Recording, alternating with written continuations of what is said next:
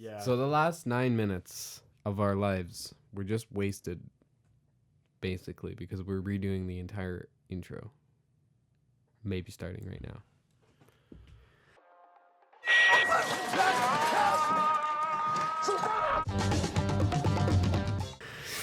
Okay, so. Yeah. My nose is still kind of plugged. It's not that bad. We're gonna nail it this time.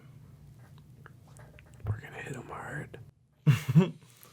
All right. All right. Episode 22 Of the Wanderers podcast. I was going to say that You part. say I say one part. Anyways, this is the Bludgeoning edition part 1. It's going to be a theme that we're going to go with every couple of episodes, maybe. It's going to be an all metal theme for the Wanderers. In this episode, we'll get into it more. Yeah, this episode we did the interview with Alexi Laiho, the frontman for the band Children of Bodom. So yeah, it just seemed right that we did a whole episode based on metal, because I also went to New York, saw Mayhem, which is one of the biggest black metal bands out there. So we just decided that this episode was going to be metal oriented, and we've been throwing around that idea of tying everything into the Bludgeoning radio show that we're doing. Yeah, that's coming up in 2018. Hamilton Radio 101.5. Yep. The Bludgeoning. So we get into all that, and we talked about mainly metal, but we obviously, as we do, we trailed off. We did some wandering here on the Wanderers podcast. Yeah. As is tradition. This is going to be a long episode, so I think we should just throw it in to the interview. Oh, it's about an hour. It's going to be longer. Give or take. Maybe a little longer than an hour. I'm sure if you've tuned into any episodes before, this won't be anything new to you. So, yeah. Anyways, I want to go home. So let's throw to the interview with Alexi. Alrighty. Nick, take us away.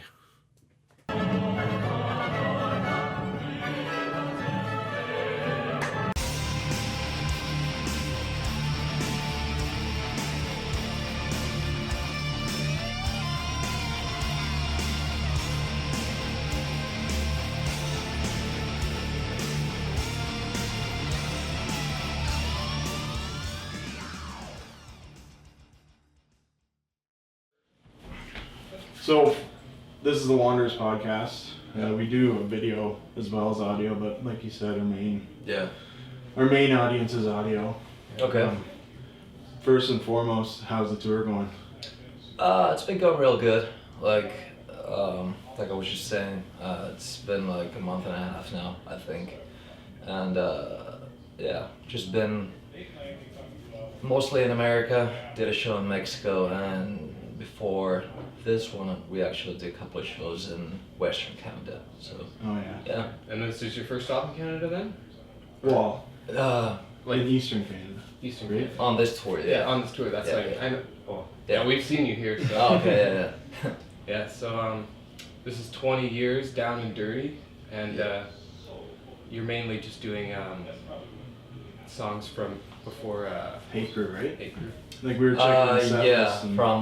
we're basically just doing songs up until the 4th album. So I mean, we'd do songs from Hate Crew Death Roll, but not anything later than that. Mm-hmm. So it's 20 years down and dirty. What made you decide on not doing any of the newer stuff? Well, first of all, we already kind of did a tour for supporting the latest album, the Worship Chaos, and we just sort of came up with the idea, or the management did really, that it's been 20 years since the first album came out, so this might be something cool to do. So we decided to do it in Europe, and it turned out real good actually. So then we wanted to do it in the US as well. So so that's about it. It's just something different, and you can tell that the crowd likes it too, because we're playing tunes off like the first and the second album that we have not played either ever or like in 15 years or whatever. You don't see too many bands go back that far. They usually stick to their newer stuff and then throw in a couple of their older things. Yeah. I think it's a really good idea too. Are you at a point now where you're not making new music and you just had the time frame to do something like this, like go back? No, not at all. I mean, we're actually working on a new album as we speak. Oh, okay. I actually started writing this summer and started working on a couple of tunes. So I think we got like 4, 5 new songs already. Right. So we're gonna hit the studio in March. So basically, it's just a ton of touring and then start writing again, hit the studio, hit the road again. And that's just what we do. Oh, sorry. Zelda. Now going back, like with you doing all your original like first few albums, what were your like influences on those? Man, my head's just not working right now. I don't know, man. I mean, there's a ton of them.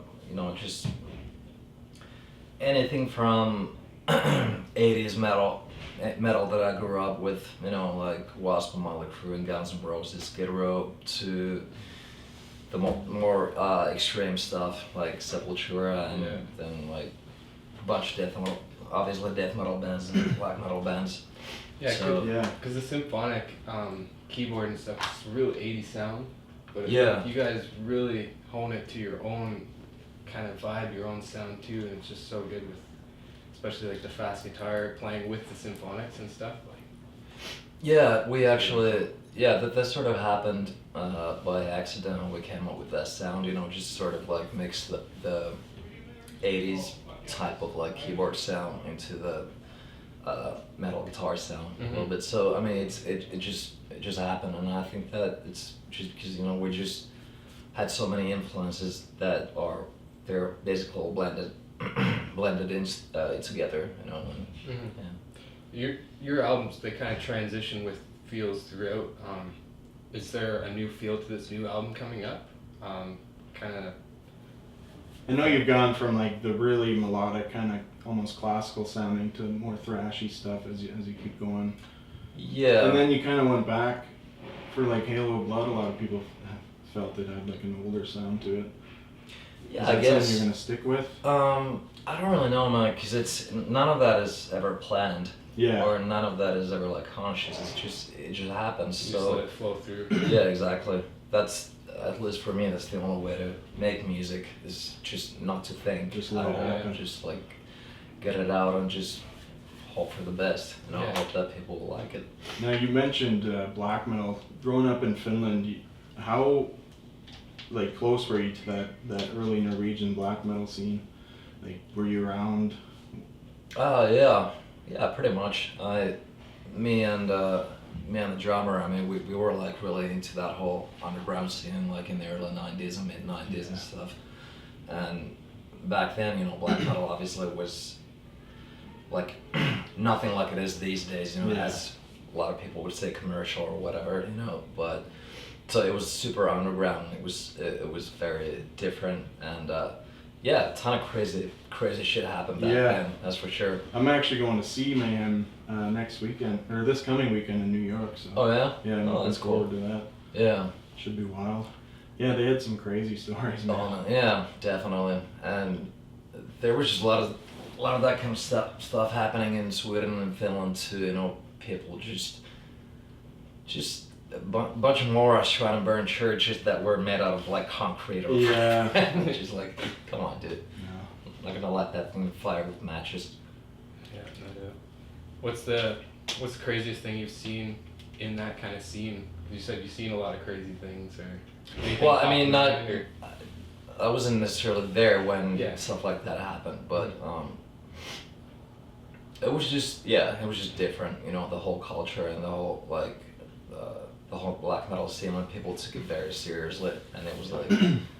And like the Finnish metal scene seems that you're really close knit, like you kind of stick together. Is that true, or did you grow up with any of the guys that like from Northern, or you see around from? Yeah, I mean we've toured with a lot of Finnish bands like Amorphis and let's see, Severum, and it's a small country, and most of them are from Helsinki area anyway. It's crazy how many big metal bands come out of there for such a small population. I know, yeah, it is pretty crazy, and I have no idea what, but is it like mainstream over there, or is it like?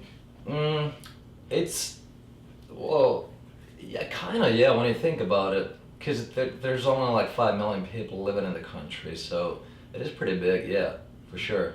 And just metal in general, it's definitely more mainstream as it is in any other country that I've actually ever been into. Yeah, now that I think about it. Yeah. Who would you say out of those, who's the craziest to tour with, like, because you guys have obviously partied a lot, like on the road and stuff, like, is there any bands that come to mind that would be like the most intense to tour with? Well, we toured a lot with. It used to be us, actually. Yeah. No. Yeah, but no, like 10 or 15 years ago, we threw down pretty harsh, like drinking wise and stuff. But it was all in good fun and stuff like that. But like we toured a lot with Hypocrisy, for example, and those guys they knew how to drink. So I mean, like us and them, we had like a lot of fun and just that. There's Hypocrisy. There's Demo Borger. We tour with them, and yeah, it's a lot of just Nordic bands and Nordic dudes in general. I mean, they know how to drink. That's for sure. Mm-hmm. Do you have a favorite venue from like Canada that you've seen so far? Well, I've seen so many, but I guess my head's not working straight to me. Sorry. I'm just shot. Like maybe like a top 3 or like a, I don't know, kind of like a. I don't know if I remember any of the venues' names actually. I mean, the only one that I do remember, because it's the same venue in Vancouver that we played for. I think the first time we ever played in Canada. It's the same venue that we just did like a month ago. Yeah. That's a good venue, for example. The Commodore or whatever, something, Ballroom, maybe. That sounds right. So, you were saying you kind of threw down back in the day. You've kind of dialed that back? Yeah. I mean, I still drink, but not when I'm on the road. I mean, like, I kind of beer or two every now and then, but it's just, I can't deal with the hangovers anymore, and like, when I hop on the stage, it's just, like, when you're getting older, the hangovers just get so fucking bad that, at least personally, I guess, it's different for everybody, but, I just want to lie on the couch and do fucking nothing. Yeah, hungover. I'm getting at that point too. Yeah. So I couldn't imagine having to play hungover, like, be in front of all those people. Like, it really started to suck, and then you had to, like, just sort of throw back a couple of shots, just to, not to get drunk, but just to sort of keep an even kill and feel normal, and that's just, like, that's just not good. And so I just decided that it's just, I'd rather feel awesome on the stage and less sort of cut back on the partying. And, so it hasn't even really been a struggle for you. It's just no, not really. I mean, it was a very, when I put it that way, it's like either one or the other. Of course, I choose the music. Yeah, exactly. So yeah. Yeah, it's pretty wild too, because like you found some early success, right? So you've been pretty popular and touring a lot. So over the last 20 years, it would probably be true to say that you've toured more than you've been at home, right? Yeah, for sure. So that's takes a toll, I can tell. Like, it sure does. Yeah. Yeah. So partying, was it a negative experience or? No, not at all. No, man. I mean, we had a lot of fun. I mean, that's for sure. It's just that when it gets to the point that, like, you hit the stage and you're basically just trying not to die. It's like, wait a minute, what am I doing here? Yeah. It's like, I'm not really enjoying playing live anymore, which was like before that, it was like, my favorite thing to do, and all of a sudden, I'm just like, that's like, that all of a sudden it's like the last thing I want to do because I'm so hungover. Yeah. And that's like, that's when you sort of realize that your priorities are just a little fucked up, so then you just, but it's not a big deal. I mean, not for me anyway, because like I said, cut back on the booze, and then you feel better and more. You got more energy on the stage, and you're actually enjoying yourself. Yeah. And then when, at least when I get off the road, I mean that's when I fucking open the beer and just yeah, get back in. Finally get drunk. It's funny because I mean for a lot of people it's the other way around. They take it easy when they're back home, but when they hit the road, I mean that's when they go crazy. For me, it's the other way. So it's like your livelihood, right? And it's like coming to the end of the tour, right? So yeah, looking forward to that or what? Yes, definitely. I mean, I'm definitely looking forward to all the shows in Canada. Don't get me wrong. It's not like I just want to get the fuck out of here right now. But looking forward to. I mean, just because we've been out playing shows for almost 2 years now. With a couple of months here and there when we're off the road, but working on new music. So it's it's been a busy 2 years. So yeah. Do you get much writing done when you're on the road, or is it just pretty much focusing on? Not really. I mean, I actually try not to write when I'm on the road because it's just the wrong environment for me. Because when I actually write, I really need to. I gotta concentrate. I need to be alone. I need to shut everything down, like the rest of the world. I need to shut it down, and that's just not possible when you're on the road. But I do come up with a lot of ideas and a lot of just things here and there that I sometimes write down or whatever, and but I don't really do anything with them until I get back home and then pick up the guitar. It just kind of made me think. What I saw an interview where you said like you were kind of explaining I worship chaos and that you love the chaos and you don't really like to sit in the silence. Now, like when you're in your writing process, are you doing like little things like to create like little chaoses around you, like white noises or anything, just kind of or do you just really go in that space?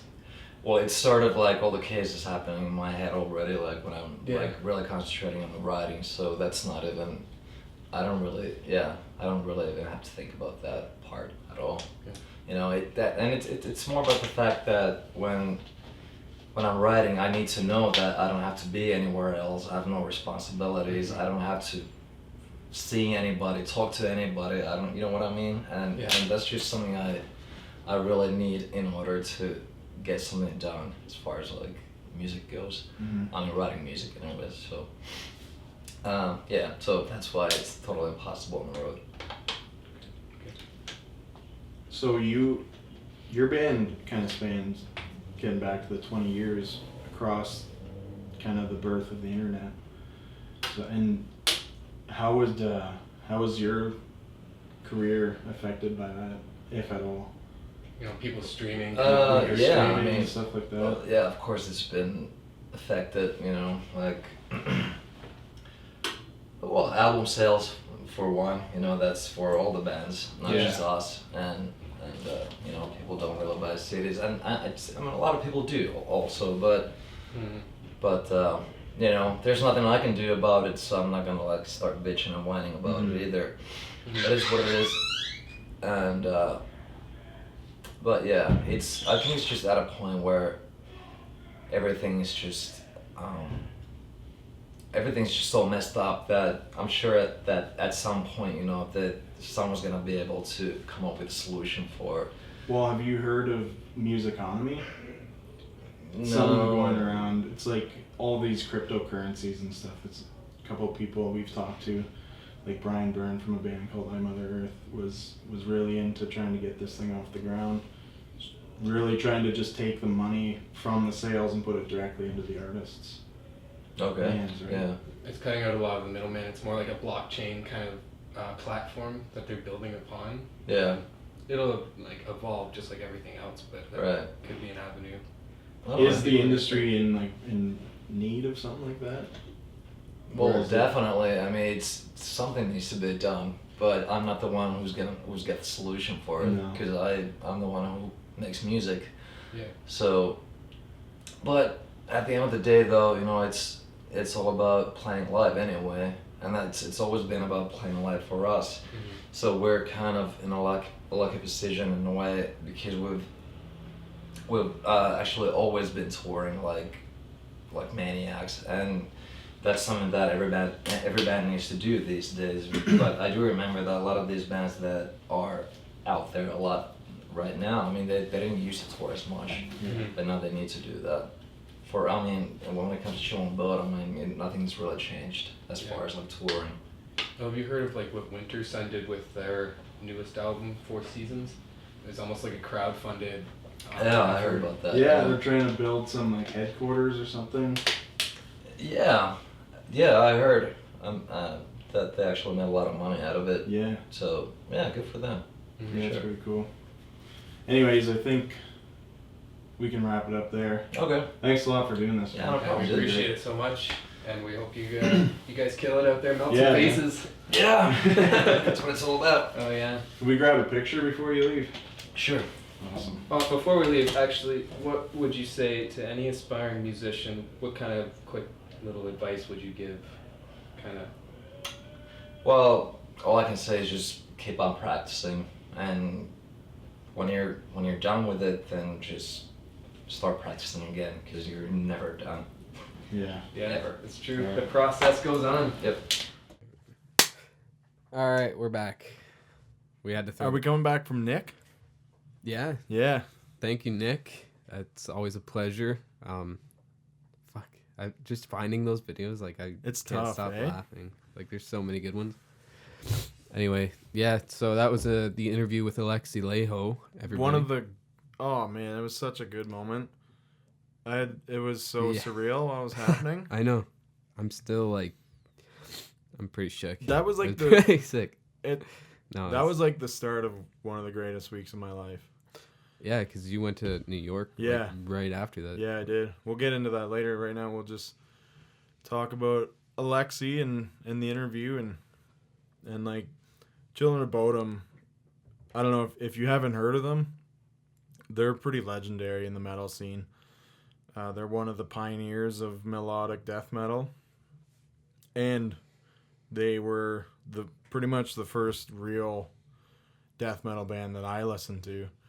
Yeah. They were the gateway for me into metal. I've heard that with quite a few people, and it's just it's one of those ones for me too that definitely got me into death metal in general. When I was in yeah, sorry I cut you off there, but when I was younger, I would jump around. Oh, this is my favorite band, and then 2 weeks later I'd find a new one. I'm like, oh, this is my favorite band. But then I found Children of Bodom, and they were like the first ones who were legitimately my favorite band, and they still are to this day. One of my favorite bands of all time. Yeah, I remember in high school when you were mostly listening to just like more classic rock stuff. Like you weren't even into the metal yet. And No. I watched a lot of people actually transition into metal. It was pretty cool. Like there was just this wave that kind of came, and it just I didn't really start hanging out with you until I was into metal, though. yeah. Like- No, a lot of people was like that. Like I didn't hang out with Matt until Yeah. I think Children of Bodom was actually one of the bands that actually, because we all went when we were teenagers to go see them. Yeah. And it was one of the ones that really Yeah, that was one of the first brought ones. us together. It was I think that was the first one. I think it was... the very first one that I remember going to was that Arsis show that ended up, they didn't even get through. Was that? So, Well, I know me and Matt... the Agonist played with God Forbid. Did you not come to the one at Arrow Hall? No. Okay. So that was just me and Matt then. Yeah, okay. Because that was like Well, you've seen them like fucking 12 times or some shit. Bodom. Yeah. Oh, yeah. And I only seen them, I think that was my 4th or 5th time seeing them. I couldn't even tell you. I'm probably over 10 times. Like I remember when they played with BLS, and that's the show where Yeah. Alexi Laiho, he like spit up Spit into and the air and it landed landed on him. right on his Yeah. forehead. That was fucking hilarious. But he fucking kept playing like nothing happened. He probably couldn't even like feel it. Yeah. No, it was weird. Like when I was in high school, I did like in grade 9, pretty much grade 9, I listened to classic rock throughout like elementary school.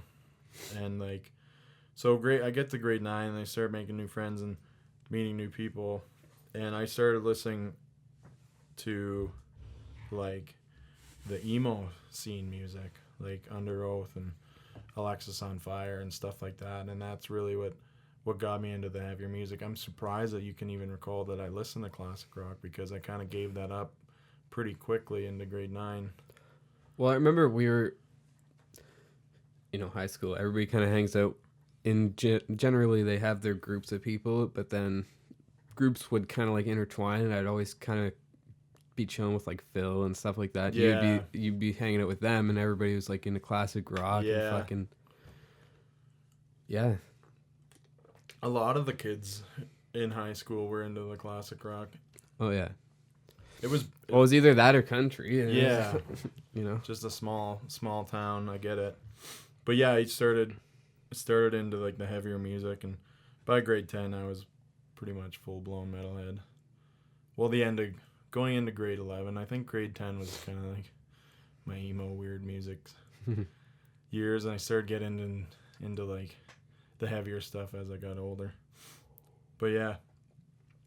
And well, most of the music I found like was from you, because when we did start hanging out, I actually copied your iPod. My whole iPod, yeah. Well, your iTunes I copied onto my Yeah. iPod, and then that was great. That was a great music library though. I had like Kalma and Opeth and Arsis, lots of shit. Nile, Insomnium, Nile. Fuck. Imperanon, remember Imperanon? Oh yeah. Yeah. That was, oh yeah, it was so good. What is that? Not combustion. Do you know which song I'm talking about? Oh, yeah, I do. We'll think of it. Yeah, I know what song you're thinking of. It's like my favorite. It's really good. I wish they're so hard to find. Like even like their stuff is like it's hard to find on YouTube. They weren't big at all. I don't even know how I got their stuff. Do you know what they're doing these days? Well, the dude, the guitarist, and the vocalist. Well, no wait. Yeah, the guitarist is in Winter Sun. Yeah.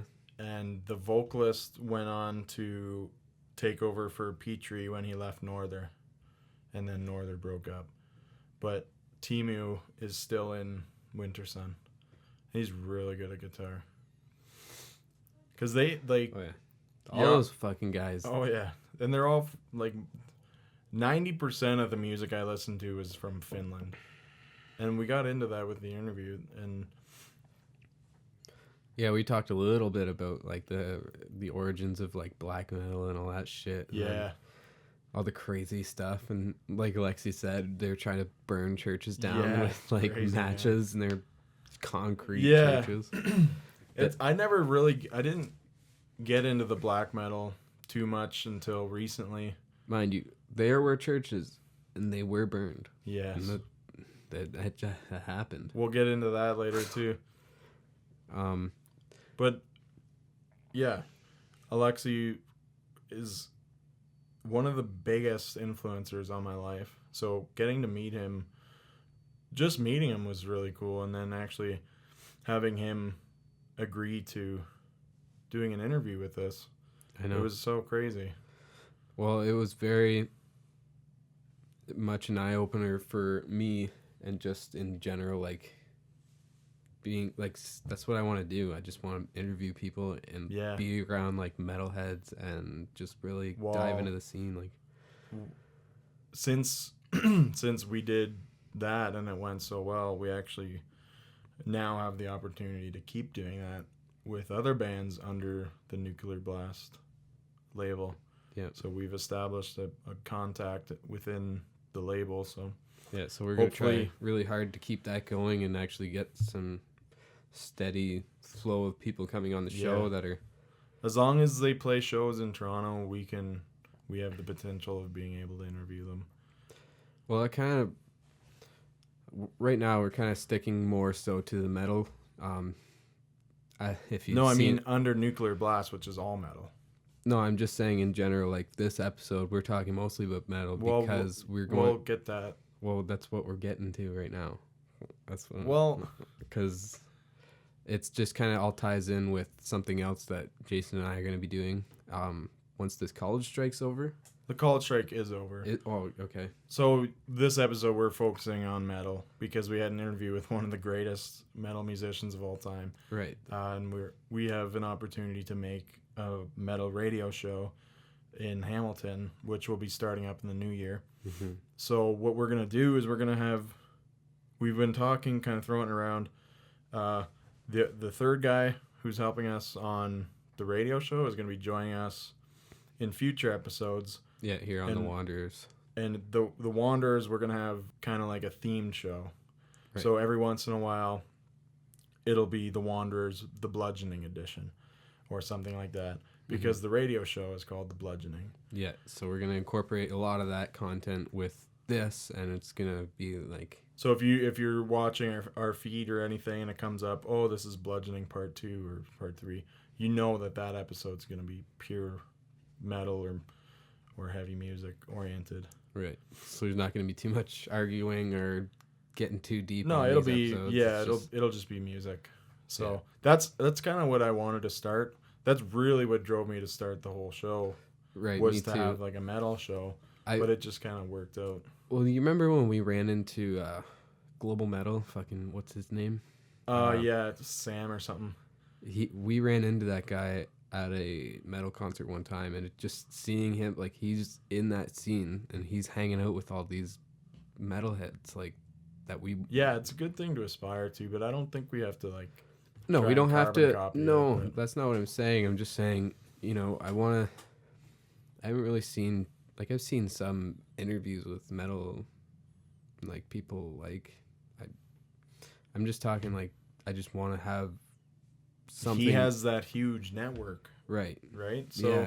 And he's respected. Mm-hmm. That's something that we're going to be working towards. I don't know. I've been kind of tossing around some ideas in my head just about, because I've always kind of wondered what would happen if Death Clock kept going. Yeah. And I'm just thinking there's something missing in the whole metal scene to keep it all together. Like, I don't know, like, if there was some kind of cartoon or show that, like, I was thinking of, like, a cartoon idea, and it was so sweet. It was just, like, having it revolve around metal and, like, in like, this kind of world or whatever, and then you have, like, somebody kind of going through this process, but they run along all these, like, metal influence people, and, like, having them actually do bits in the show and, like, doing, like, Crazy Soul. I don't know, just, like, I don't know. I was just kind of thinking about that shit. And well, that, like, Metalocalypse did that, right? They like, every metalhead knows Metalocalypse, and that's what I mean. Like, we just need something like that, or for Metalocalypse to come back. Right. Which I was actually going to run it by you too. Did you listen to Galacticon too? No, I didn't. I didn't even realize it was out. I listened to it a couple times. I really like it. Is it like prog, or is it? No, it sounds. Is it maybe a little bit of prog, but honestly, it's mostly death metal with. He uses some of the vocals he used when he was being Nathan Explosion. So, like, a lot of that deeper stuff, but he does do a bit of, like, the singy kind of shit still. But I like it a lot. Yeah. It sounds really good. I'm not a big prog rock guy. That's my problem. Like, and then I kind of... Like, some of them, they're definitely death metal. Like, it's sweet. Well, I've heard some of the previews. Like, he had a few songs that were released, like 1 or 2 songs that came out early, and they sounded all right. Definitely not Death Clock level, but... Because, like, Death Clock, man. That's what I mean. That shit was unbelievable. Like, Death Clock had their band, but they never really incorporated a lot. Like, they had some kind of references. Like, pretty much their whole band was references to other bands. And in the show, every episode had nods to other bands. Like, well, yeah, like the Fintroll Market. Yeah, it's just like those little nods to it, right? That it's not actually them interacting with musicians and like having like a cartoon version. Then they you also have to keep like your artistic integrity too, right?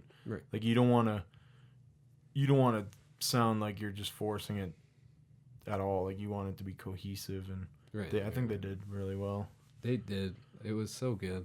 I wish it just kind of ended abruptly too. Like, well, that's what Adult Swim does, man. They're hilarious.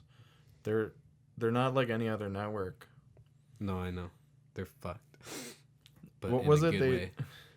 They promised like to play some. They made a movie or something. I think it was an Aqua Teen Hunger Force movie, and they promised to play it, and they did, but they only played it on like a 6x6 pixel with like no audio. Yeah. So. Wow. Something like that. I don't know if that's true or not. That's what Jonas told me. It's pretty funny if it's true. Yeah. But yeah. Did Robot Chicken ever actually get canceled, or? I don't know. Because they do that every season. They're like, "Yeah, you're canceled," and then it's just like, "You're back." Yeah, I have no idea. I haven't watched Robot Chicken in so long. Fuck, I haven't watched any of that shit in so long. Well, we're bringing it back. Yeah. To the metal. We were actually throwing around the idea of like changing the intro and everything. Yeah. Like having it be death metal. We threw around a couple ideas, like if the guy was rowing down the river, like it would be a river of blood. Yeah, with like bones and shit floating in it, and then the hill that he's climbing up is like a bunch of bodies like just piled up. See that's like Death Clock, man. That's what it was, and it's hilarious. But some people hate that shit. Like, if you look at like extreme religious people, they fucking hate that. But I think it's hilarious. So, I definitely want to do it. Yeah. if not like every episode, throw it in just for the episodes that we're gonna do. Yeah, exactly. That's what I mean. Yeah, that's a good idea though. I really like that. Yeah, and hopefully we can get in more interviews, more labels. Mm-hmm. That'd be fucking awesome, man. I know.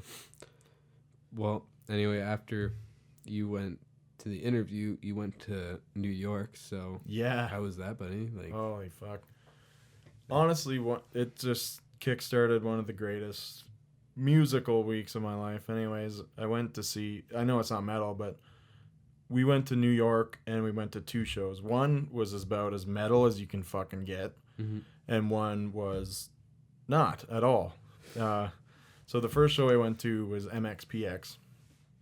They're like a pop punk band. Mm-hmm. Kind of going back to when I was talking about my transition between classic rock into metal. Mm-hmm. MXPX was in there. I loved their early stuff, and they played a show with Slick Shoes and the Huntingtons, and it was awesome. Like they're a very good band, but they're, I don't know, I think I would say underappreciated, because if that whole pop punk genre kind of gets a bad rap because it's really mainstream sounding. And MXPX is kind of one of those bands that flew under the radar though, but they put on a great show. And then on Saturday, I went to see Mayhem. Yeah. So going from MXPX to Mayhem is just, I don't know. It seems weird, but I really enjoyed it. And Mayhem, it's like one spectrum. Oh, one end right to the other. Yeah, exactly. One's like a semi-Christian pop punk band. One's like a fucking Satan worshipping black metal band. So it was fucking amazing though. Like the whole fucking show, Mayhem, like Immolation fucking killed it. Mm-hmm. It was one of the best death metal. One of the best death metal shows I've seen was Immolation. And then Mayhem came on stage, and I was like, there's no way that they can top Immolation. And they fucking crushed it. It was amazing. And like all the theatrics and everything, I loved it. I'm not like a huge Mayhem, like I don't look to listen to Mayhem on my everyday playlists. Mm-hmm. I'll listen to it if it's there, but that show they put on was fucking incredible. No doubt. They're one of the most brutal bands. Their history is just fucking insane. Yeah, that's what I kind of wanted to I remember you talking about it back in the day, but just to refresh, was that the band who the guy killed himself? Yes. Okay. So their first vocalist legally changed his name to Dead, right? So his name was Dead. They used to play shows. They were super underground. They kind of, them and Dark Throne kind of like started the underground black metal scene, right? And so he legally changed his name to Dead. They play these crazy underground black metal shows. He would bury his clothes before the shows. So, and then they come out with like the corpse paint and everything. He'd bury his clothes so it looks like they were like shitty, raggedy, dead ass clothes. This guy ends up killing himself, shooting himself in the head with a fucking shotgun. And so he left a suicide note saying, "Sorry for the mess, cheers." And the guy who discovered him, Euronymous, finds him dead. And I guess he started playing around with his brains and shit, I guess. And his first inclination was not to like clean it up. He went and got a fucking camera and took a picture of it, which ended up being used as one of their album covers later on. One of their live album covers. So fuck. And that's not even... That was just the beginning. They went on to, like... Euronymous started a record label. The record label started to go under. So they had this huge plot with the guy from Burzum, Varg Vikernes. Mm-hmm. They were going to start this huge story in Norway about burning churches. They did that. They burned the churches. And... everything just went to shit. And so Euronymous... Well, finish the other one, like after the album cover, because there's something else that they did with that. Well, he played with his brains, and like I think they made necklaces out of his fucking skull and shit. Yeah, that's what I remember you telling me. I was like, what the fuck? Yeah.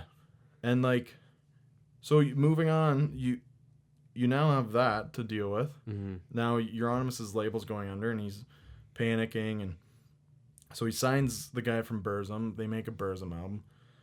And he doesn't pay Varg his money that he owes him. So there's this huge conflict between them, starting off with the album and with all this fucking church burning shit. So they start... There's a huge rivalry starting there. And eventually it gets to the point where apparently... Euronymous was telling people that he was going to kill Varg. So instead, Varg fucking drove all the way to Euronymous' house and fucking murdered him. Stabbed him like 90 times with a fucking knife. Killed him, went to jail, and now Varg's out of jail and just free. And he lives in France. When did he get released? He got released... when was it? I'm not 100% sure when it was. But, it was like 18 or 20.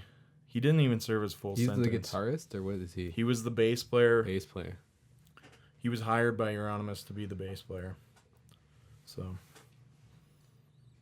And now he's just playing shows, or? No, he's not even in. He's done. He's done with metal. Like, he did all the Burzum stuff. And I love Burzum. Like, the music's awesome. But he's crazy as fuck. The guy's just legit insane. I was going to ask you, because there was something you're trying to get me to watch with Varg, and it was like an interview with him or something? Yeah, there's a documentary called Until the Light Takes Us. Until the Light Takes Us? Yeah. And that is pretty much an interview with him in jail, right? Yeah, so it's him... And Fenris from Dark Throne, and yeah, it's just one of the best documentaries I've seen, and it highlights the whole story of Euronymous and Dead and Varg and and like the very early black metal scene with everything at that record label that he had. And it's crazy shit. It's one of the craziest fucking stories. And to think that band is still around playing shows is insane. Well, but all the normal people are the one who... Yeah. Like, the crazy ones are dead or gone. Mm-hmm. It's just crazy to think that the music that people are, you know, normally accustomed to, you never hear anything about like that. No, crazy. But then leave it to black metal. No, I know. It's sweet. It's not real. Like, the whole point of black metal is not being like not high production value. Mm-hmm. So the music itself on the original black metal stuff kind of sucks, and that was like the whole point. Mm-hmm. Right? So, but I bet when you go there and you listen to it live, it's like, yeah, like, it's great music. And it's an atmosphere, right?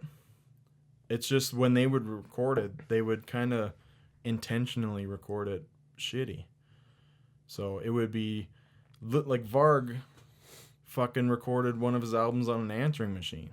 So even if the music's great, it's going to sound like shit. And like, when I try to show people black metal, they're like, "Oh, I think something's wrong with your radio. Something's wrong with your fucking..." It's just something wrong with your head. Yeah. Sorry, you just don't get it. So that's I never realized that he fucking recorded it with an answering machine. That's hilarious. Yeah. So Varg lives in Paris. What does he do now? He has a YouTube channel. Of course he does. And what's the YouTube channel? It's Thulian Perspective, and he just spews racist bullshit. He's crazy. I used to think he was a smart guy because like some of the stuff that he says makes sense. But he's what he calls himself like a genetic purist or whatever. So he says he's not racist, but he prefers white people to stay with white people, you know what I mean? Which is racist. Like, let people can do whatever they want. Mm-hmm. But it's like sometimes he makes sense. And his story is ridiculously interesting. But he's an insane person. Oh, yeah. Obviously, he fucking killed a guy. But, well, was it in self-defense? Maybe it doesn't matter. I know. Because it could have been. So the way he tells it is that it was like a preemptive strike. He killed Euronymous because Euronymous was planning on killing him. But that's you're taking it from the guy who killed him. Mm-hmm. And he was convicted of murder. So it didn't go through the trial. He didn't get self-defense. He was convicted of murder. So you have to... So he got... This happened... In the early 90s. Yeah, and he must have recently got out, so 25 years? No, see, the crazy thing about Norway... Well, it's not so much crazy. Norway is all about... like rehab, like rehabilitation. So in Norway, no matter how severe your crime is, the maximum prison sentence is 21 years. So you're released, no matter what, you're released after 21 years. That guy who bombed like 60 children in Norway is gonna get out in 21 years. And that was like 6 or 7 years ago. So... But they legit, like their prison system, it's legit. They have one of the highest, I don't know, don't take my word for this. This is just what I heard. But they have, like their reincarceration rate is low. So people who actually go to prison end up actually being rehabilitated. And you can look at Varg and say, yeah, that guy's rehabilitated. Like he's got kids and leads a somewhat normal life in France. like, I don't think there's any risk of him killing anyone anymore. But, yeah. Even still, though, like, guy who kills 60 children, you know, they're going to rehabilitate him. Like, obviously, you're going to have that's ones that fall through the cracks. But they look, I don't know, it's they try to help the people instead of, I know it's what rehabilitation instead of incarceration, right? So I know. In America, people just fucking shove them in a box. What is it? 1% of the whole country's in the fucking imprisoned or something, or like they have the highest incarceration per capita or something like that. And their whole prison system, because of the privatization and stuff, they get incentives for putting people in jail. So it's this whole cycle with the drug war. Yeah, it's crazy. I was listening to some of that this week, and it's honestly like something's got to be done. Like, we need to look at things like rehabilitation. Yeah. You know what I mean? Like, but let's dial her back. No, yeah. Back to the music. It's like our instinct. We are the wanderers here. We do that. Yeah. So I don't know if you're not into black metal, are you? I think the closest I've gotten is like Belphegor, and that's not even really. That's more pushing higher. The line. That's like I never really got into the low production answering machine fucking. Yeah. So now black metal has an entirely different sound. Mm-hmm. Like, you have your high production symphonic black metal stuff. Like, I've heard some like of Dimmu Borgir and Anorexia Nervosa. Carrick Angren, who we just saw. Yeah. They opened up for Children of Bodom. That's symphonic black metal. Mm-hmm. A lot of those bands who started off, like the fans of Darkthrone, the fans of Burzum, the fans of Immortal, they'll bitch at people who are like, oh, this is black metal. It's just a different type of music. I don't give a shit what they call it. If you like it, listen to it. If you don't listen to it. But don't judge somebody for anything. Like, even with the quote mainstream media stuff, like, I remember going, like, it's not that I dislike that people like it. It's just it never really resonated with me. A lot of like the songs, like, I kind of noticed it too at a wedding party. Like, a lot of the kind of like songs that everybody loves this song. It's just I kind of sit there. I'm like, I just can't connect with it. I don't know. It's just like mainstream. Yeah, or just some like the whole thing with mainstream is some of it's good. No, there's so much of it. It's like anything. It's just I was more judgmental before, but now it's just kind of like, let people do what they want. Like, yeah, like, it doesn't matter. Yeah. Like, I like me listening to black metal or anything else isn't affecting anybody. Like, it doesn't make me want to go out and burn churches. Yeah. No, see, that's the thing too. I'm interested in their stuff, but I don't respect these people. I don't respect people who murder people. I don't respect people who burn churches down. It's not cool. It's an interesting story. And it's a narrative. And I don't know. It's intriguing to me. I'm not necessarily a huge fan of the music. I like the symphonic stuff. I like Burzum's music. I like Mayhem's music. But that really low production value stuff and where they're murdering people, that's not something I support. Mm-hmm. No. At all. It's bad. Like, Varg's fucking insane. Don't murder anybody. It's not cool. No. It isn't. It really, like, it's fun to joke about. Yeah. Because it's, like, part of this whole ethos of metal. Well, like, and one of the biggest issues is that people on the outside, like, right now, people listening to this podcast who aren't metalheads, this is going to be weird to them. Oh, yeah. The last 20 minutes. Half the people probably turn it off. Yeah, maybe. But that's why we're changing the name and everything for these episodes, is because it's going to be like this. Mm-hmm. Because for us on the inside of the metal scene, it's just what it is. It's a joke. We play it off. It's more of it's like the mythology of metal. It's just something gory and bloody and brutal is just how it fits. It's different, and it pushes the envelope. Yeah. Well, it's that's like with the point. With Deathclock and stuff, like, you know, a big, huge stage falls out of the sky. You see the big X, and it just lands on a crowd of people. Yeah. Like, that's funny. That's funny. Because but if it happened in real life, I understand. That would be obviously fucking tragic. Obviously, that'd be so fucking tragic. But, like, some people can't draw that distinction, and that's why metal gets a bad rap sometimes. Well, maybe we're just insane, and we are insane. We have like a compartment in our brains that just. But the thing is, that's not the only thing where it happens. Like, it happens in movies and no, I know. And everything.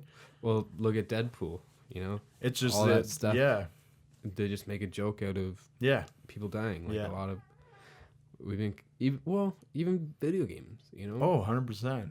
All this violence happening. It's not like you play video games and you want to go out and GTA fucking rob somebody's car and then run over a crowd of people. Yeah. That's what I mean. Like, it's an intriguing narrative, and that's where I draw the line. I would never go like it's because we have that primal instinct within us. Like, everybody has the capability to take somebody's life, but because we're in a societal constructed atmosphere and we have laws and legislation and policies and things that kind of keep us in check.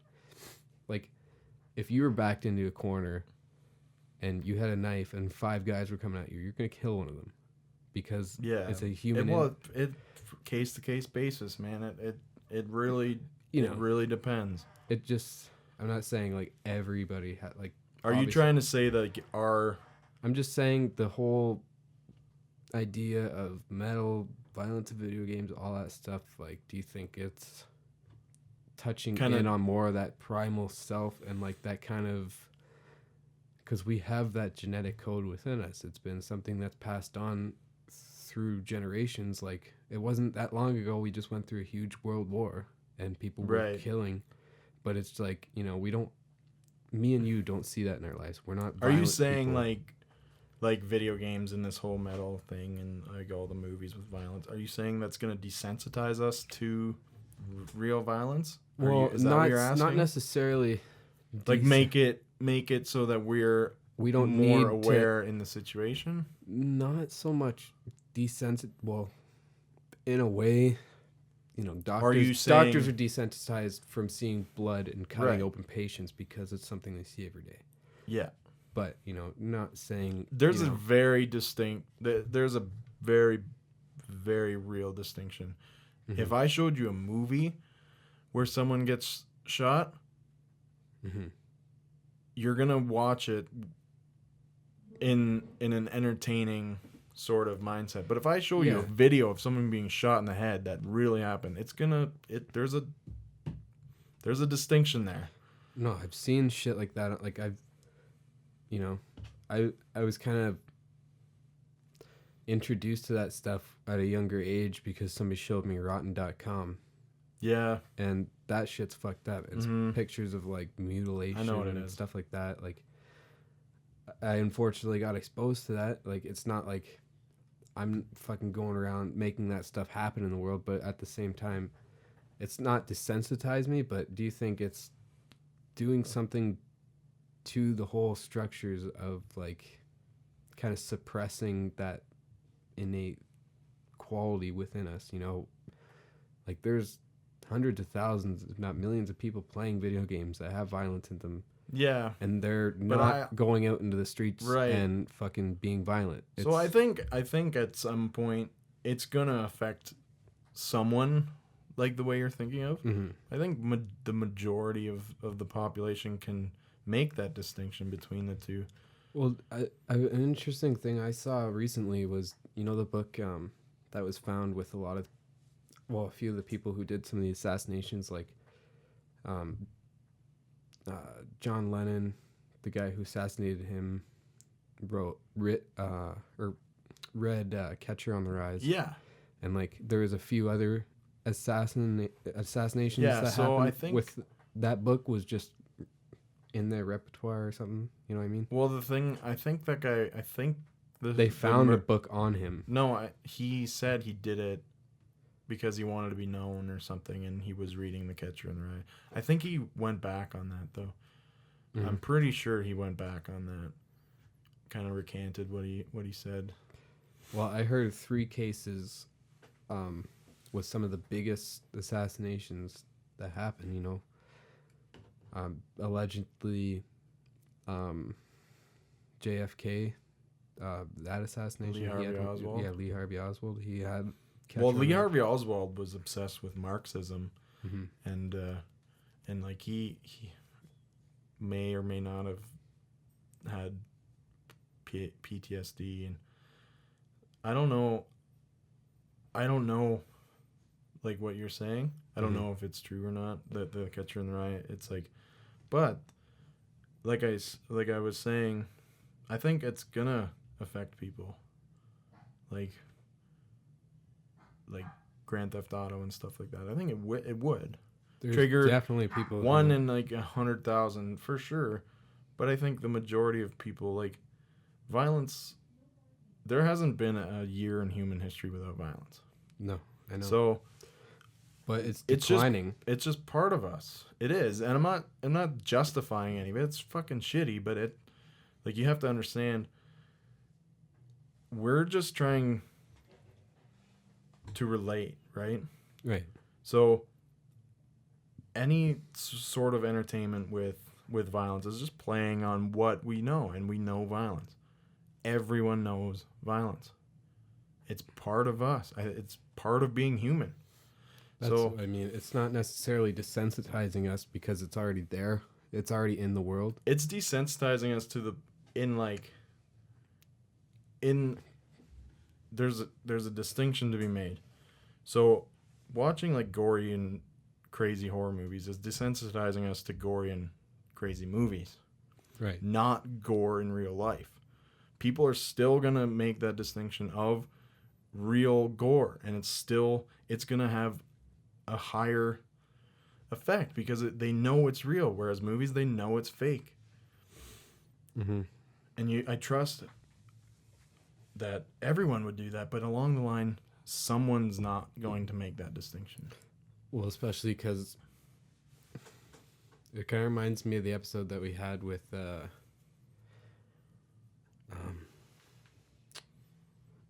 why can't I think of his name?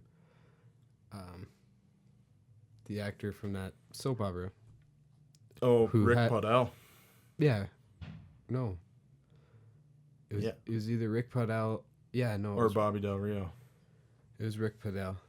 Rick Podell, when he was telling us about the lady who's like, "Oh, couldn't draw the line. I changed my curtains." Right. Like, so it does. What do you think of them? Definitely happened. I know. Like, but I think it's rare.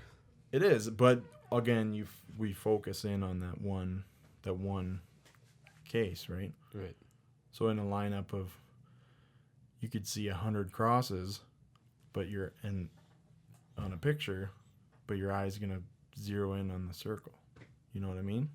It's gonna find the one thing that's different, and that's also part of being human.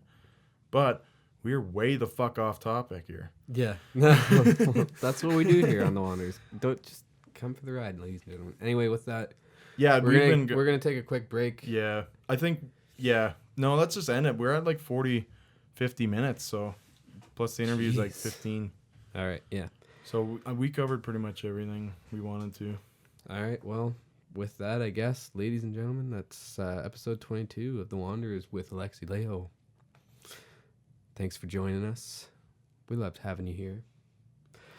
Goodbye for now. Take us away, Nick.